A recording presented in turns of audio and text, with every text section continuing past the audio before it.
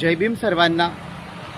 आपण सगळे जाणूनच आहात की काल दिल्ली येथे जंतर मंतर येथून चलो संसद असा जो अहिंसात्मक आंदोलनाचा आवाज दिला होता, त्या आंदोलनादरम्यान देशभरातील लाखो विद्यार्थी ज्या आंदोलनात सहभागी झाले होते त्यावर ज्या पद्धतीने काल भारतीय जनता पार्टीच्या सरकारने आणि दिल्ली पोलिसांनी लाठीचार्ज केला, हा लाठीचार्ज अमानुष होता। अहिंसात्मक पद्धतीने लोकशाही मार्गाने आपला लढा लढणाऱ्या तरुणांना या पद्धतीने मारहाण करणे व त्यासोबतच सत्ताधारी भारतीय जनता पार्टीच्या वतीने कुठल्याही प्रकारचा उत्तर त्याला न देणं हे इथल्या लोकशाही हक्कांचं व अधिकारांचं हनन आहे आणि या घटनेचा वंचित बहुजन आघाडी तीव्र निषेध करते आणि या निषेधाच्याच स्वरूपामध्ये दिनांक 23 रोजी अर्थात गुरुवार रोजी आदरणीय बाळासाहेब आंबेडकरांच्या वतीने महाराष्ट्र बंदची हाक देण्यात आलेली आहे।